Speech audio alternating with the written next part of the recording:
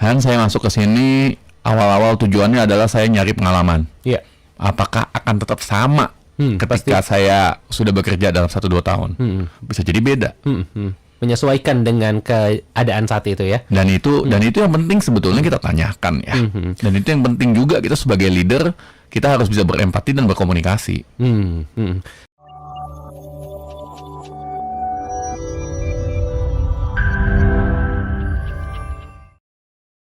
Seorang pembisnis itu nyari karyawan susah, bener atau enggak nih? Nah, banyak orang bilang cari karyawan itu susah. Tapi kalau kita lihat dari fakta, banyak kok yang lamar.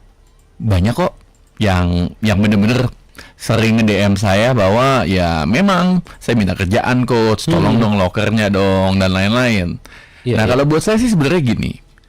Kalau kita bicara tentang availability of karyawan, itu sebenarnya banyak yang mau nge-apply. Oh iya, betul. Yang mau kerja itu banyak.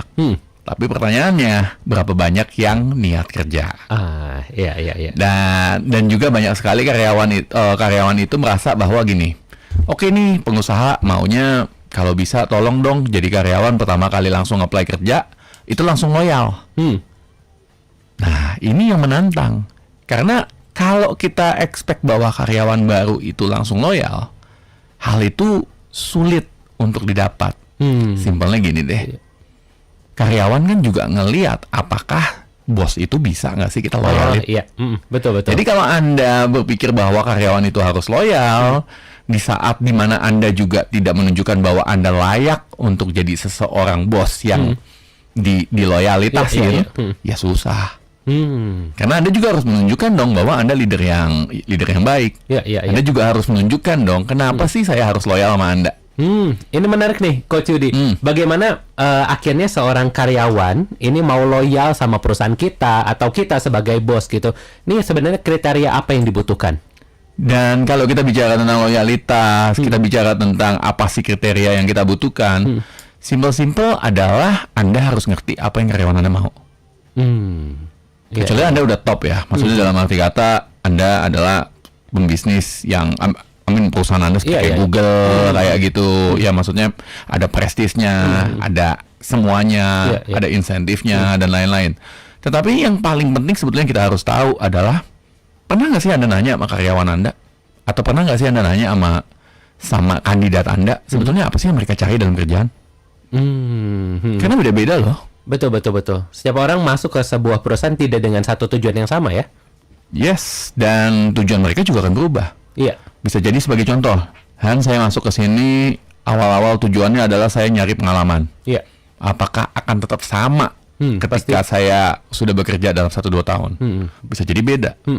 Menyesuaikan dengan keadaan saat itu ya. Dan itu yang penting sebetulnya kita tanyakan ya. Dan itu yang penting juga kita sebagai leader, kita harus bisa berempati dan berkomunikasi.